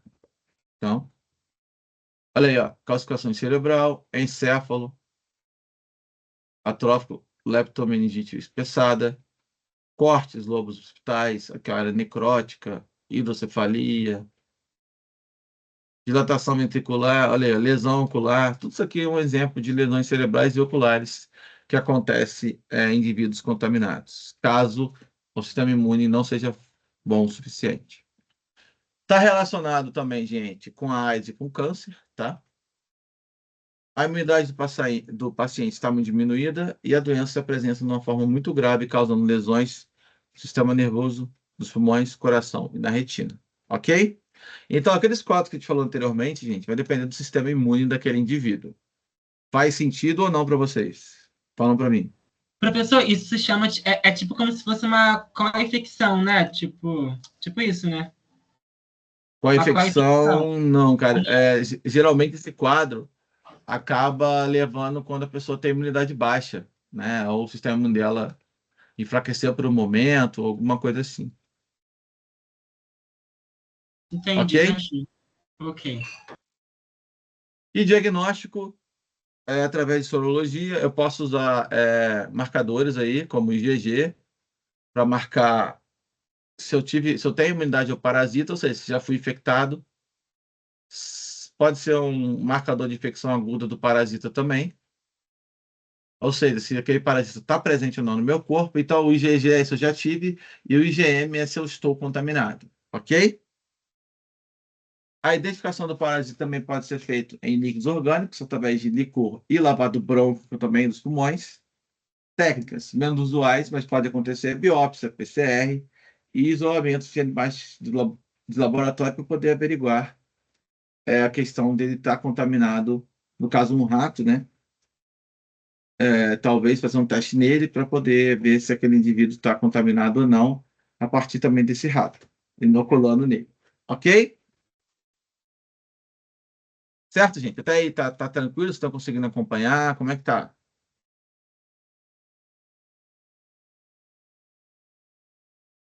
Tranquilo, professor. Show. Então, o tratamento é indicado no caso de doenças em órgãos como coração, olhos ou durante a gravidez. Pacientes com AIDS, o tratamento é obrigatório por tempo indeterminado. Medicamento para o resto da vida, para que a doença não volte a se manifestar. Olha aí que importante, ó, medicamentos não matam toxoplasmose, apenas mantém sob controle, né? Então, defesas imunológicas da pessoa normal pode deixar esse parasita inerte no corpo, sem causar dano algum por tempo indeterminado. Ok? E gestante com toxoplasmose comprovada ou mesmo com suspeita de infecção recebem tratamento com substância espiramicina até o nascimento do bebê. A droga diminui em até 60% das chances de doença passar para o feto. A avaliação do feto foi contaminado, vai fazer uma análise do líquido amniótico ou mesmo sangue fetal para poder saber se ele foi ou não foi contaminado. Se o feto tiver sido atingido, gente, o tratamento é feito com o uso de medicamentos que podem impedir a piora da doença ou mesmo curá-la da fase inicial. Ok?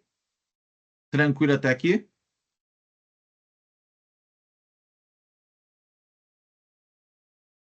Tranquilo, gente? Sim, professor. Sim. Beleza. Então, os bebês devem ser tratados após o nascimento, mesmo não apresentando sinal de infecção. Isso evita sequelas, como a gente falou, da correoretinite, que pode acontecer na primeira infância ou mesmo na adolescência, acarretando graves problemas visuais. A prevenção da toxo congênita. Prevenção primária, prevenção durante a primeira gravidez, educação com discussão e demonstração de cuidados de higiene alimentar e outras medidas sanitárias.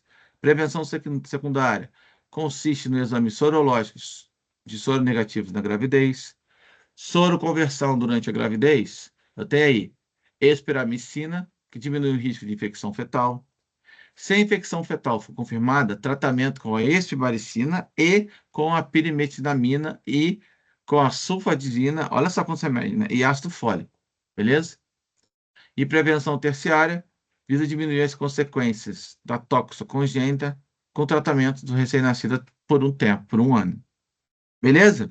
Então, isso aqui é o passo a passo da prevenção toxocongênita. E uma pessoa sadia, os sintomas vão desaparecer normalmente em poucas semanas. A maioria das pessoas não desenvolve a doença, criando anticorpos contra ela. As pessoas desenvolvem lesões na retina, Não se sabe exatamente por que a doença volta, mas acredita que seja devido à ruptura de pequenos cistos, como se fossem ovos, na periferia das lesões antigas. Aí é meio que reincide essa contaminação. A transmissão: água e alimentos contaminados e fezes dos gatos. Ingestão de carne mal cozida, suínos, caprinos e bovinos. Ok? E claro, neonatal também. Prevenção: higiene alimentar e pessoal adequada, acompanhamento de gestantes, certo? Ingestão de carne bem cozida, visto que os cistos são inativados a 65 graus por 5 minutos ou a 15 graus por 3 dias, menos 15 graus por 3 dias. O cuidado com a saúde dos gatos de estimação. Esses animais jamais poderão ser utilizados para controle de roedores. Com isso, reduz-se consideravelmente as chances dos gatos eliminarem os cistos. Professor, Oi. gatos que são criados mais dentro de casa têm menos chance de contrair a doença, né? Com certeza, porque ele não vai ter contato com o rato, né, da rua, né? Tá certo. O problema é o rato na rua lá. Se ele comer um rato e pode estar contaminado, que é o BO.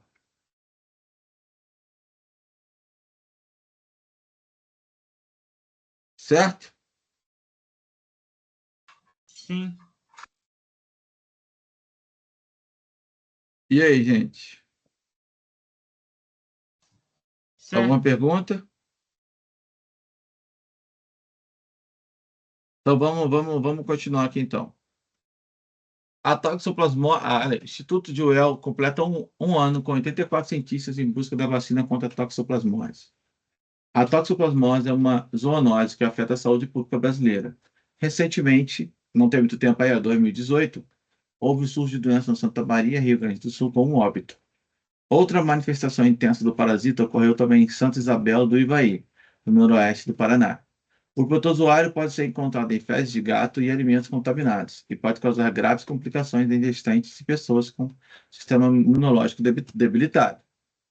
A pesquisa do Instituto Nacional de Ciência e Tecnologia dos Toxoplasmose, que chama de INST, tem foco na prevenção, daí a importância da criação de um kit rápido.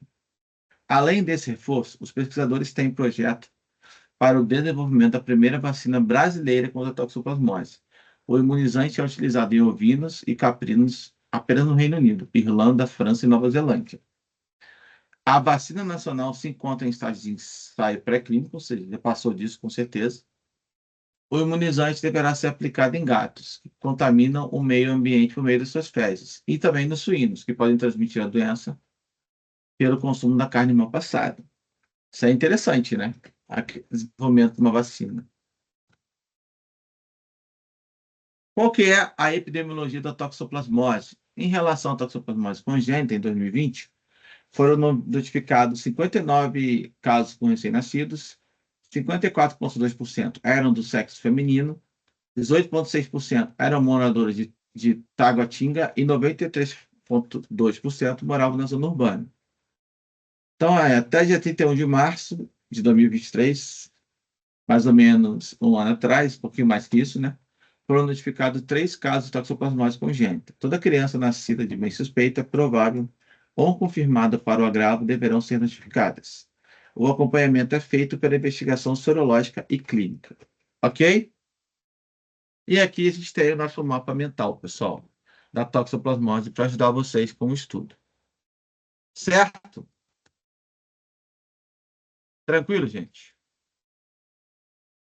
Alguma pergunta? Tranquilo, professor. Beleza, então. Então, gente, passar um videozinho rapidinho para vocês aqui, para a gente fechar a nossa aula.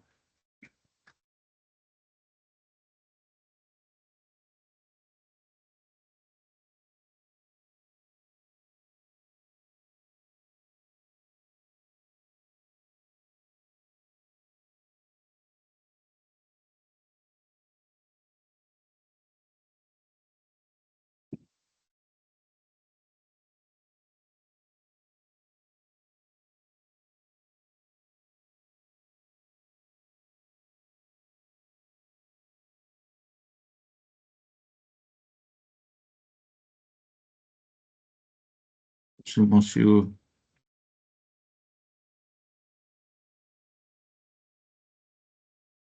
Que situação.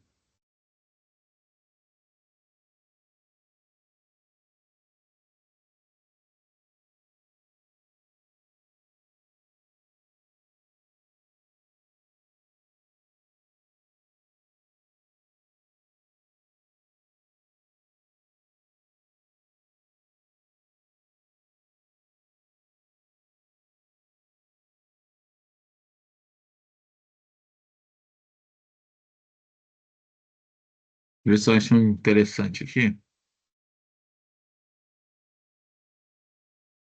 Esse aqui.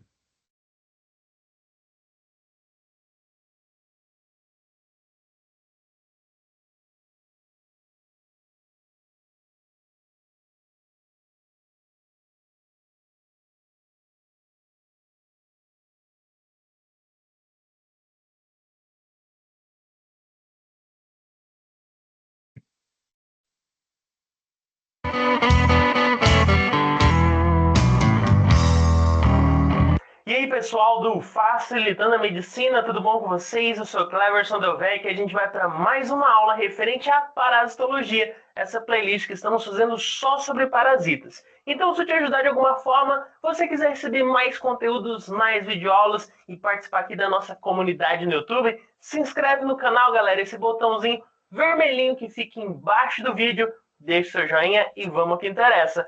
Hoje, vamos falar sobre toxoplasmose. O que a gente pode falar sobre isso? Primeiro, que ela é uma enfermidade causada por um parasita. Então, toxoplasmose é uma doença parasitária. Agora, ela é causada por quem? Por protozoários, galera. E as características que a gente pode dizer está aí na tela. Primeiro, o agente é um protozoário, portanto, ele é do reino protista. O seu filo seria a apicomplexa. A sua família seria Sarcocystidae. O seu gênero, Toxoplasma. E, finalmente, galera, o agente que é o causador desse problema, que se tem o conhecimento, a espécie dele, Toxoplasma gondii. Então, se perguntarem para você, quem causa toxoplasmose? Toxoplasma gondii. Belezinha? Então a gente já sabe o agente, já sabe características sobre ele. Ele é um protozoário. Agora, onde a gente encontra isso no mundo? É importante você saber que é uma doença cosmopolita. O que isso quer dizer? Está presente no mundo todo, galera. Mas ele vai ter uma prevalência principalmente por países em desenvolvimento. Exatamente por não terem ali um adequado saneamento, né? O saneamento básico, esgoto, tratamento de esgoto, tratamento de água. Exatamente por isso é mais prevalente nesses locais. E também em locais ali mais ensolarados, de clima tropical. É importante a gente saber que até 10% da população nesses locais pode ter essa contaminação por esse agente. Então, a importância de se combater esse parasita. Outro ponto são as pessoas que são mais vulneráveis a esse parasita. Seria crianças, exatamente porque o sistema imunológico ainda está em desenvolvimento. Também idosos e imunodeprimidos, pessoas ali que já têm o sistema imunológico fraco devido a uma doença, algum problema que ela está passando em sua saúde. E também as grávidas, porque a gente vai ver mais à frente no quadro clínico que é capaz de uma grávida passar essa enfermidade para o feto, levando até mesmo ao aborto. Então, esses são os grupos aí de risco. Lembrando, galera, que nessa enfermidade, essa toxoplasmose, a gente vai ter um agente que vai ser o hospedeiro definitivo. E quem é o hospedeiro definitivo? Olha aí, ó, é o gato, galera. O ser humano vai ser um hospedeiro intermediário, assim como outros animais, como o porco também pode ser. A gente vai ver mais à frente no ciclo. Agora, antes de entrar no ciclo, a gente tem que entender a morfologia. Quem é que participa desse ciclo? Vamos ver agora. Galera, primeiro de tudo, antes da gente entrar aí no ciclo, a gente pode citar o oocisto. o oocisto, na sua morfologia, é aquele que sai com as fezes do gato. Ou seja, o gato faz o seu totozinho e deixa esses oocistos ali nas suas fezes. Outro ponto é que ele é a forma ambiental e muito resistente, tem esse formato oval. Lembrando que eles vão dar origem aos esporocistos e cada esporocisto, como a gente vê aqui na tela, poderá dar origem aos esporozoítos, ou seja, 4 esporozoítos. Lembrando que essa forma, por ser a ambiental, ou seja, estar ali no ambiente, porque foi eliminado com as fezes, ela pode, de certa forma, perdurar meses nesse ambiente devido à sua resistência. Ela consegue resistir a ambientes com calor, a ambientes secos. Também ele pode aí resistir até 70 graus Celsius, ou seja, uma temperatura bem elevada. Outro aspecto que a gente tem que destacar da morfologia são os bradizoítos. Esses bradizoítos, galera, eles fazem parte do ciclo, né, da parte de contaminação, a gente vai ver mais à frente, e ele vai ter uma multiplicação ali lenta. Mas o mais importante aqui que a gente tem que saber é que, apesar de ser uma multiplicação lenta, ela tem capacidade de formar cistos teciduais. Como assim? Por exemplo, no porco, que a gente vai ver mais à frente, ele pode ingerir o oocisto num alimento, e ao ingerir esse oocisto no alimento, o que vai acontecer é que, conforme vai desenvolver esse parasita no corpo desse porco, ele vai desenvolver esse bradizoíto. E esse bradizoíto, ele vai fazer um cisto, pode ser no músculo, no coração, no olho desse porco, ele forma um cisto tecidual e fica ali. Então, lembre-se, esse bradizoíto, ele vai ter ali sua multiplicação lenta, porém ele pode formar um cisto que fica ali no tecido do hospedeiro intermediário, como a gente viu, o porco. E além do bradizoíto, nós temos o taquizoíto. O taquizoíto, ao contrário do bradizoíto, ele vai ter uma multiplicação rápida, ou seja, multiplica muito rápido e comum na fase aguda da doença. Belezinha? Agora vamos entender o ciclo.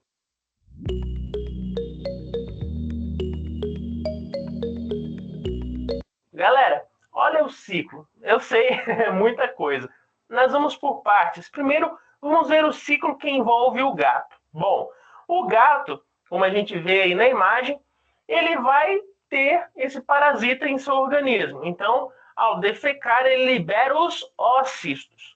Ao liberar os oocistos ali nas suas fezes, pode ser que um passarinho ou um rato vai ingerir algum alimento, né, com as fezes que estão com esse oocisto.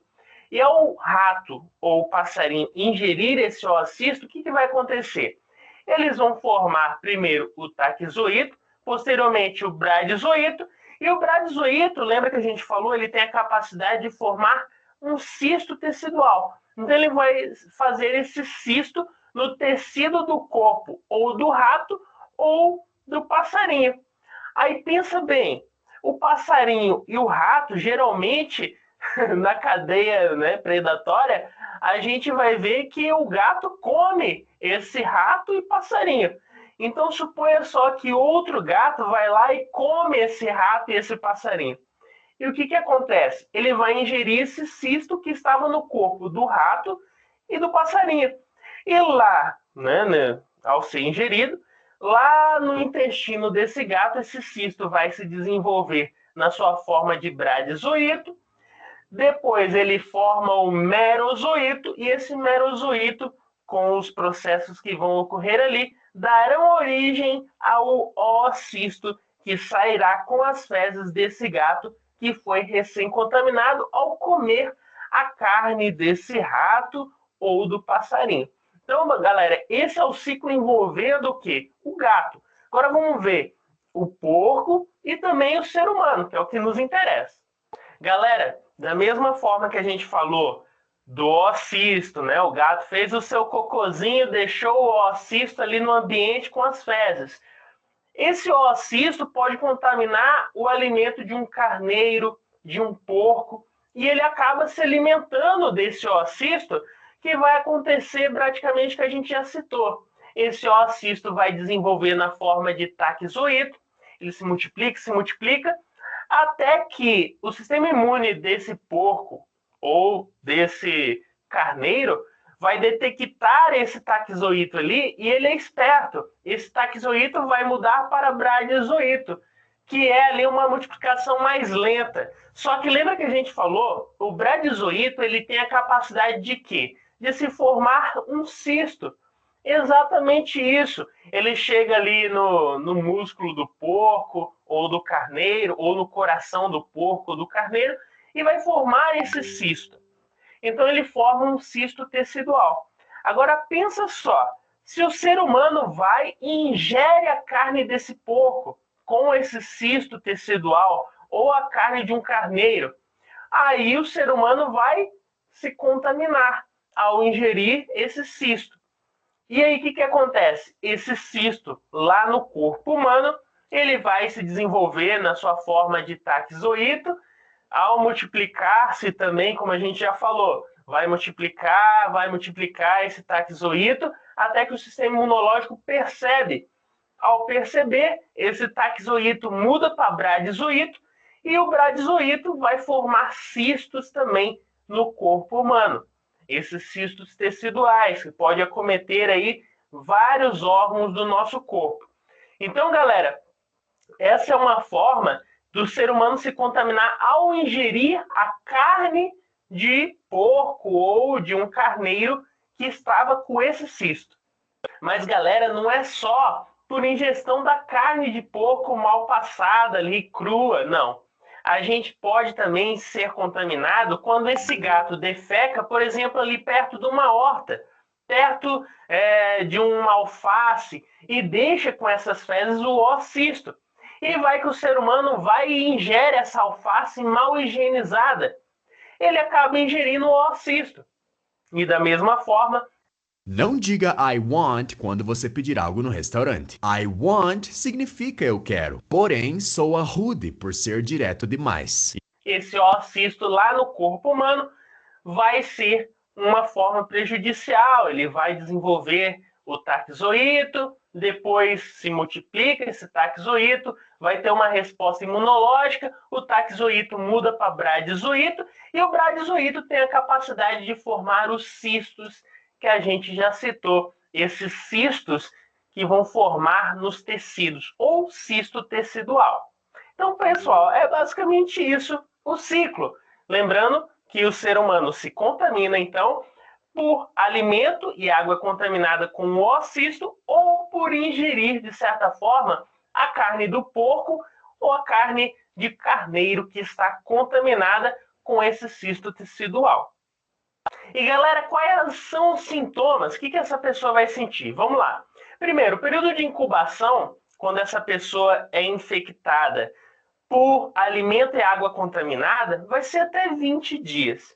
Já se ela foi contaminada por ingestão de carne de porco ou de carneiro que estava com cisto, vai ser até 23 dias. Agora, o quadro clínico. Primeiro, os sintomas. Febre aguda. A pessoa vai ter uma febre, vai parecer que ela está com aquela gripe, está mal-estar, ela não tem ânimo para fazer nada, mialgias, aquelas dores de cabeça. É um mal-estar realmente, parece que ela está com gripe, mas é a toxoplasmose. Lembrando até que pode levar a uma anemia nesse paciente e um aumento no número de linfócitos.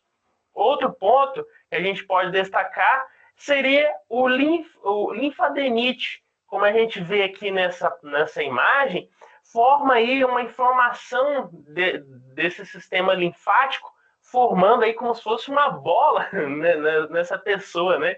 Forma essa inflamação aí, que pode chegar até 3 centímetros. Ela é indolora, porém, né, tem esse aspecto aí, né, inchado, de inflamação. Então, a gente vê também essa linfadenite no paciente que tem toxoplasmose. Agora, outro ponto seria também que essa pessoa pode ter aí algo mais agravante. Por exemplo, se acomete o coração, uma miocardite, onde essa pessoa vai ter arritmias, muito comum isso acontecer também. Pode levar também ao acometimento dos olhos, comprometendo ali a região da retina, que pode levar de forma progressiva, claro, não é aquela coisa direta, né? Prejudicou a retina, já leva a visão. Não é algo progressivo, na verdade. Algo progressivo que vai levar à cegueira dessa pessoa, né? Prejudicar e levar à perda da visão. E, galera, um ponto importante. Uma mulher grávida é preocupante, galera, nesse caso. Por quê? Porque se uma mulher grávida acaba adquirindo a toxoplasmose, ela pode passar para o feto e pode levar ao aborto desse feto.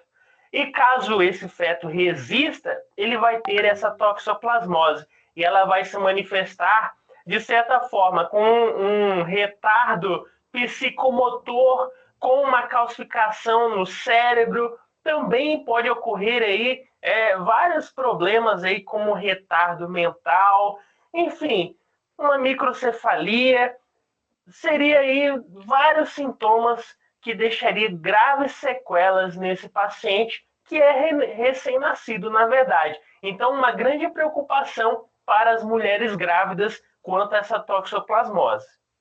E o diagnóstico, galera, o que a gente pode usar para ter um diagnóstico nesse paciente? Bom, a gente usa o clínico, que é os sintomas que a gente já citou, seriam esses problemas de visão, a febre aguda, enfim, o clínico. Mas o laboratorial, como, por exemplo, sorologia, onde a gente vai ter uma maior especificidade até mesmo nos testes de imunoensaios, né? A gente vai testar ali o sistema imunológico com IgG e IgM. Isso seria muito útil no diagnóstico. Então, a gente usa o clínico e o laboratorial com a sorologia. E o tratamento, galera? A gente usa esses 3 fármacos aí.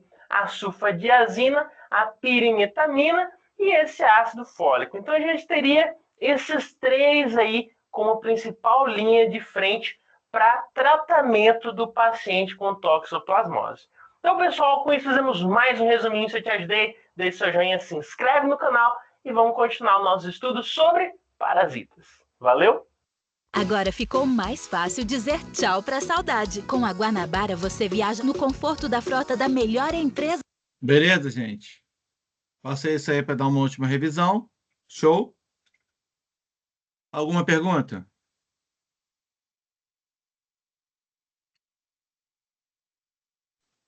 Professor, a curiosidade que eu tenho, o que eu achei curioso foi o ácido fólico entrar, né? Como tratamento do... Não, mas é da assim, a gente toxoplasmose. Achei a gente bem, falou isso bem também interessante. a gente falou isso também, a gente falou isso também no slide. Então, mas eu achei bem interessante porque eu não sabia até o presente momento dessa aula. Não, é importante sim. Ainda mais você, seu bebê tá com quantos meses agora? Já tá com 1 ano já.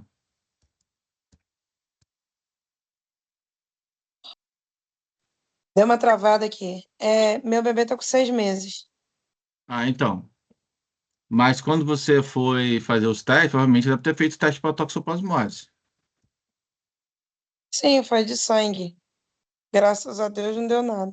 Então, mas é sempre bom manter o acompanhamento, né? Tá bom? Beleza, gente? Tá bom. Certo? Mais alguma coisa ou eu posso encerrar aqui?